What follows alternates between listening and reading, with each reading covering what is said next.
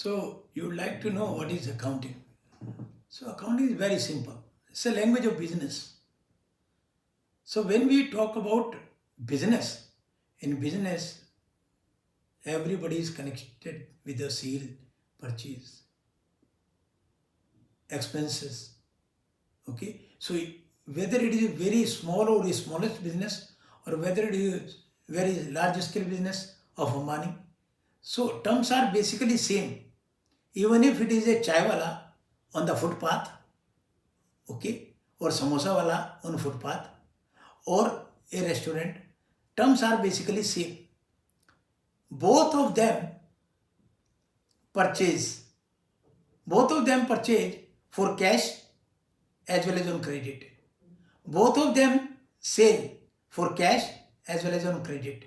Meaning thereby, when we are purchasing raw material, okay, and by paying simultaneous cash, it is called cash purchase. So when we are requesting the supplier, please give me this much material, I will pay you later.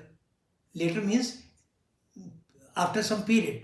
That is called credit period. It may be 1 day or 2 day, depending upon the credit worthiness of the person who is demanding as such. Okay.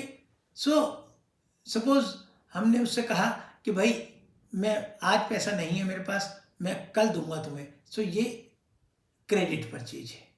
ठीक है. सो इसी तरीके से जब हम अपना सामान बेचते हैं, गुड्स बेचते हैं, तो हमने गुड्स बेचा किसी को और हाथ के हाथ इमीडिएट पैसा लिया और दे दिया, तो इसको कैश सेल बोलते हैं. और जैसे हमने उधार लिया था, कस्टमर हो सकता है आपका ये कहे कि जी आज मेरे पास पैसा नहीं है, आज मुझे समोसा दे दो आप और कल मुझसे पैसा ले लेना, तो ये आपकी क्रेडिट सेल है. ठीक है.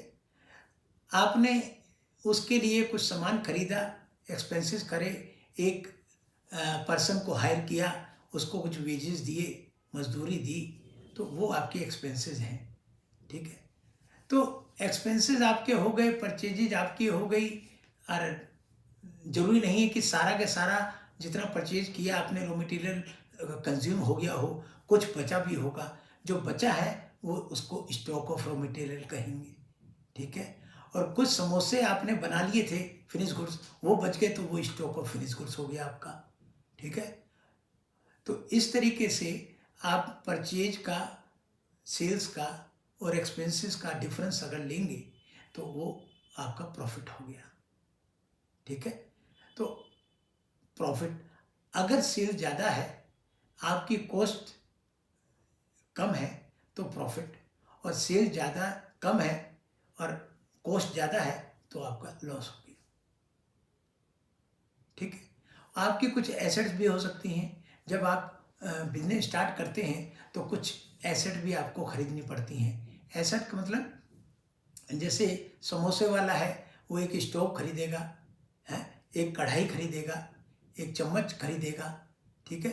ये सब उसका शेड खरीदेगा ताकि बारिश से बचाव हो, है, या कोई आपका रेडी खरीदेगा, है, ये सब उसका फिक्स एसेट है.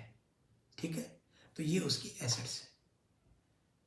जो उसको देना है किसी और को, जिससे परचेज किया है, चाहे फिक्स एसेट परचेज किया है या रॉ मटेरियल परचेज किया है, तो उसको हम बोलते हैं क्रेडिटर्स. बिजनेस की भाषा में क्रेडिटर, लेनदार. और जिसको हमने उधार माल बेचा था, जिसने कहा मैं कल दूंगा, है, तो आज अगर हम बैलेंस शीट बनाते हैं, तो उसको हम बोलते हैं अपना डेटर.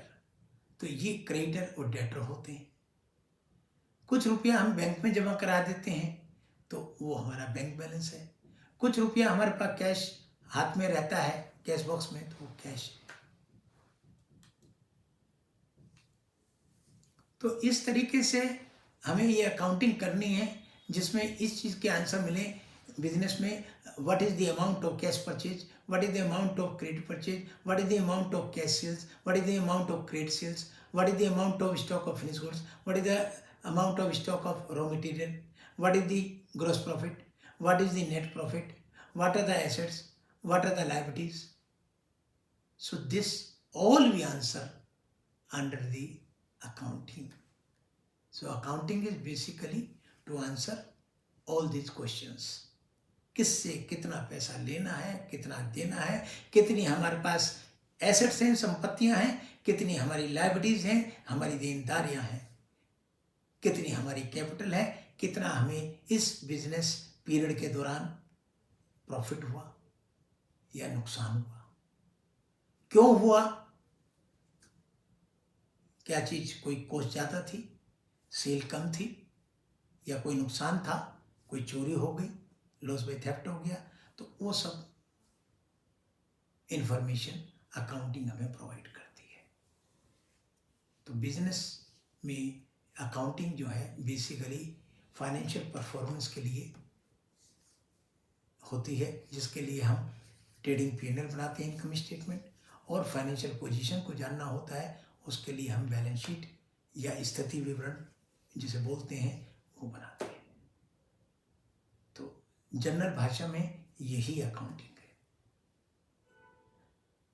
आगे अकाउंटिंग के और भी एस्पेक्ट्स हैं जो हम इसको एनालिसिस करते हैं, इसका है रेशियो एनालिसिस और बहुत से टूल्स हैं उसके द्वारा, तब हम इंटरप्रिटेशन करते हैं कि क्या हमारी स्थिति सही है, तो वो उसके आगे के स्टेप्स हैं।